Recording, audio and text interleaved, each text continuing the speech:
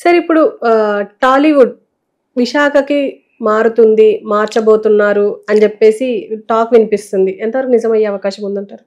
నిజం అవ్వాలని కోరుకునే వాళ్ళు నేను ఒకడిని. ఎందుకంటే ఆంధ్రాకి ఒక ఇది రావాలి, ఒక మంచి డిమాండ్ రావాలంటే కానీ టైం పడుతుంది. ఎందుకంటే నేను అనుకున్నాను రామోజీరావు గారు అంటే తెలంగాణ గురించి కాదు, లొకేషన్ వైజ్ బ్యూటిఫుల్గా ఉండే ప్లేస్ విశాఖపట్నం, అరకు వ్యాలీ, ఒరిస్సా ఇవన్నీ కూడా సరౌండింగ్ అంటే బాగుంటాయి. ఇదే రామోజీ ఫిల్మ్ సిటీ అక్కడ కానీ కట్టుంటే ప్రాపర్ విజయ్ కొత్త ఆయన ఫస్ట్ స్టార్ హోటల్ కట్టింది అక్కడ, డాల్ఫిన్. ఇప్పటికి ఆల్మోస్ట్ 35 years అయిపోయింది. 25 years నేను చాలాసార్లు అక్కడ ఉంటాను యాక్చువల్గాను. సో దాని తర్వాత సిటీ ఈ పక్క వచ్చేసింది విశాఖపట్నంలో. డాల్ఫిన్ ఉన్న పక్కల కంటే వేరే పక్కకి వెళ్ళిపోవడంతో మారిపోయినాయి హోటల్స్. అదర్వైజ్ విశాఖపట్నం చిన్న ఇట్స్ స్మాల్ టౌన్ కింద లెక్కనే. ఇప్పుడు now it is become because of the naval base, harbour, ఈ ఎక్స్పోర్ట్స్ అండ్ ఇంపోర్ట్స్ ఇవన్నీ ఉండటం వల్ల పెద్ద అయింది. తప్పితే ప్రజలు ఇంకా టౌన్షిప్ లోనే ఉన్నారు. ఇంకా అదేమైందా అక్కడ పెట్టడం అన్ని విధాలా మంచిది. టాలీవుడ్ కూడా అన్ని విధాలుగా డెవలప్ చేస్తాను, కావాల్సి స్థలాలు కూడా ఇస్తానని జగన్ అన్నాడు. వై ఓన్లీ ఇక చంద్రబాబు నాయుడు వాళ్ళే చాలా వెనక్కి లాగుతూ ఉంటారు, పనులు తొందరగా చేయడానికి కదా. పనులు తొందరగా చేసి వైఎస్ రాజశేఖర రెడ్డి ఇతను అక్కడ రమ్మన్నాడు, నేను అక్కడే బ్రహ్మాండ స్వీకారం చేస్తున్నాడు అనుకున్నట్టు జరగలేదు. వీళ్ళెవరూ కూడా మోహన్ వీళ్ళందరూ కూడా స్థలాలు అప్లై చేసుకుని అంటున్నారు, వచ్చి ఉంటాయి. ఇప్పుడు అవన్నీ ఎందుకు మాట్లాడరు? మరి ఈయనొక్కడే రామంటాం కాదు. ఇప్పుడు పవన్ కళ్యాణ్ అనే film star involved in government కాబట్టి అక్కడికి రండి, అక్కడికి వస్తే బాగుంటుంది అంటే నువ్వు అక్కడ ఇన్ఫ్రాస్ట్రక్చర్ చేయాలి. చేశారు, రామానాయుడు గారు చేసి ఏకలు కొట్టుకుంటాడు. అక్కడ సురేష్ స్టూడియో పెట్టారు అక్కడ, రామానాయుడు స్టూడియోస్. అది ఇప్పుడు టూరిస్ట్ ప్లేస్లో చూపిస్తూ ఉంటారు, 5-10 రూపాయలు తీసుకుని 100 రూపాయలు. షూటింగ్ ఎవరు చేస్తారు అక్కడ?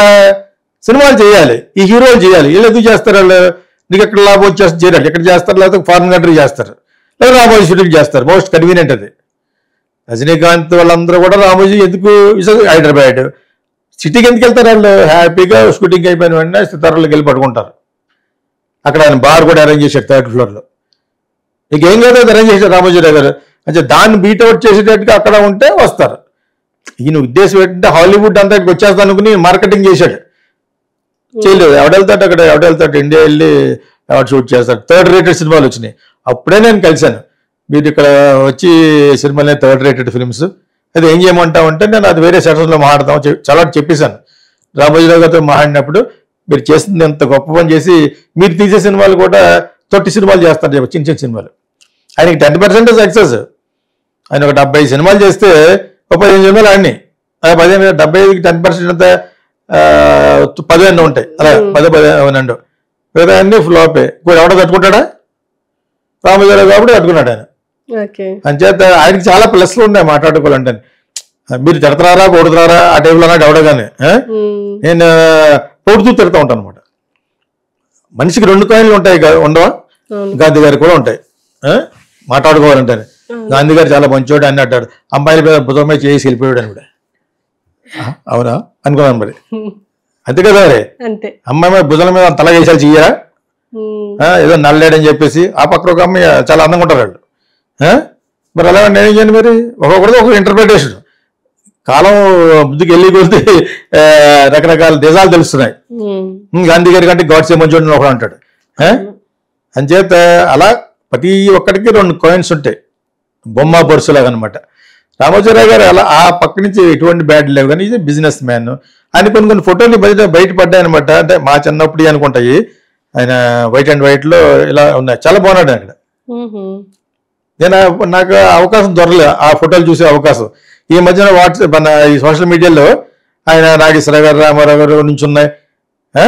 ఆయన వైట్ అండ్ వైట్ వేసుకుని యంగ్గా, మరి వాళ్ళకంటే యంగ్ కదా ఈయన. వాళ్ళకంటే 10 సంవత్సరాలు చిన్నాడు రామారావు గారి కంటే, నాగేశ్వరరావు గారి కంటే. అది ఈయన మీసం అలా పెట్టి చాలా చాలా అందంగా ఉన్నాడు ఆయన. అదే నేను అనుకున్నది చెప్పడం అనేది నా తత్వం. అంతే తప్పితే ఒకళ్ళ మీద ఎందుకు ఉంటుంది ద్వేషం? నువ్వు వాళ్ళ మీద ద్వేషం పట్టి పోటీ పట్టి అంత పెద్దవాడిని కాదు నేను కదా. I'm just a film director, వేరే love want to be a creative person. That's కాబట్టి కొన్ని అన్యాయంగా జరుగుతుంటే బట్టి చెప్పాలి, చెప్పకుండా ఎలాగ అర్థం అవుతుంది? గవర్నమెంట్ చెప్తే చంద్రబాబు నాయుడు చేయడానికి ఎవరు అవసరం? ప్లస్ వాళ్ళు చేయమన్నారా? వాళ్ళు చేయమనే పొజిషన్ లేరు. వాళ్ళు టాప్ బిజినెస్ పీపుల్. 10 కోట్లు 15 కోట్లతో పెట్టి చేద్దామంటే మొత్తం భరించే శక్తి ఉన్న గ్రూప్ అది ఈనాడు గ్రూప్ అంటే. వీళ్ళకి కావాలని గొరిగించుకుని చేస్తారన్నమాట, కావాలని మాట్లాడాలన్నమాట.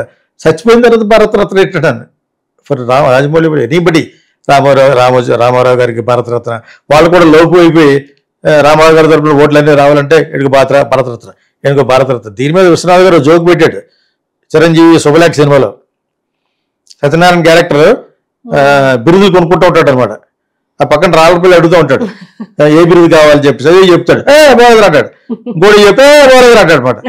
లాస్ట్లో ఇంకేం లేదండి ఒకటి మిగిలిందండి అంటాడు రావులపల్లి. అది విశ్వనాథ్ గారి సెన్స్ ఆఫ్ హ్యూమర్. అది భారతరత్న ఒకటి ఉందండి అన్నాడు, రోజు బాగుంది అంటాడు అనమాట. అది కానీ ఇస్తే నిన్ను నన్ను బొక్కలేస్తారంటాడు. అంటే భారతరత్న వేసుకుంటాడు. అదేనా ఎందుకు కొట్టాడు? అది రామారావు గారికి నాగేశ్వరరావు గారికి పెట్టిన బిరుదుల గురించి దెబ్బ కొట్టాడు ఆయన. ఆయన సినిమాల ద్వారా చెప్తాడు. ఆయన బయట మాట్లాడ్డా, విశ్వనాథ్ గారి బయట మాట్లాడ్డా, సినిమాలో క్యారెక్టర్ల ద్వారా దెబ్బ కొడతాడు. భారతరత్న బాగుందా, అది కానీ నీకు పెట్టిన నిన్ను నన్ను కూడా బొక్కలేస్తారంటాడు అనమాట. అది గుర్తొస్తూ ఉంటుంది భారతరత్న అన్నప్పుడు. రాజమౌళి భారతరత్న ఎందుకు ఇవ్వాలి? For what? You must have been contributed so much to the country, to the society, at least to the film society అని చేస్తే, అవి ప్రూఫ్లు ఉంటే బతుకుండగానే చేస్తే ఏముంటుంది. కానీ అది ఎవడో స్కూటర్ పట్టుకెళ్ళిపోయాడని చెప్పి దాన్ని ఉద్యోగులు తీసేవాడికి భారతరత్న ఎందుకు ఇస్తారు? అదే పొద్దున్న నుంచి సాయంకాలం వరకు చికెన్ గిక్కెలు తింటూ కాషాయ వస్తుంది రామారావు గారికి ఎందుకు ఇస్తారా? బికాస్ ఆఫ్ కమ్మాసనా? నీకు ఎలాగిచ్చారు? 2 బాహుబలి ఇటేరియా కాబట్టి నీ ఓట్లన్నీ వీళ్ళకి వచ్చేయడం కోసం నీకు పద్మశ్రీ ఇచ్చారు. అదే దేవుడు there are so many people to be received. నేను అతని మీద కోపం కాదు. He said he loves my movie but still fact remains as fact. నిజం ఎప్పుడు నిప్పులాగా అలా ఉండాలి. దాని గురించి చెప్పాను. ఆయన భారతరత్న ఇవ్వాలంటే for what? What has he contributed? Tell me. Every damn thing. పూచుకు పొల్లేసాను దాని మీద డబ్బులు పంపిస్తాడు రామోజీరావు కదా. బట్ మీరు ఫ్యాన్, నేను ఫ్యాన్. నాది ఒక డిఫరెంట్ అంబిషన్. ఫిల్మ్ సిటీ ప్రపంచం గరిగిన కట్టాడు ఎవరో మన తెలుగువాడు. I like him. ఆయనతో ఇస్తాను నా సినిమాయే చేయలేకపోయినాను. But still I don't care.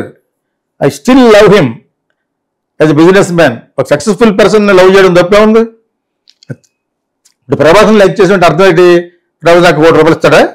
నువ్వు ఇచ్చినా నాకు వద్దు, నాకు నీకు అర్థమైనప్పుడు మీకు I like him because he looks good, very handsome. అలాగనమాట. అలా రామోజీరావు గారు అంటే ఇష్టమే. కానీ మీరు గవర్నమెంట్ డబ్బుల్ని వేస్ట్ చేయడం అనేది శుద్ధ తప్పు.